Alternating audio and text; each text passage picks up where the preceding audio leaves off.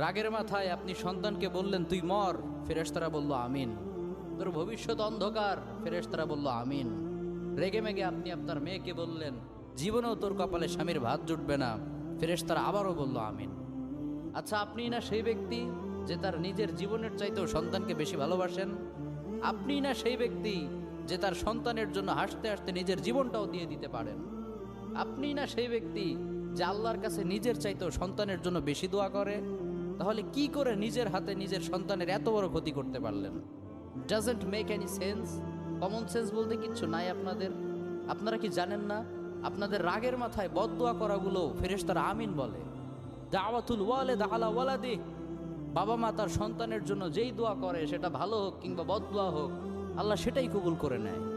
এজন্য খবরদার, never curse your children. রাগের মাথায় কখনো সন্তানকে অভিশাপ করবেন না।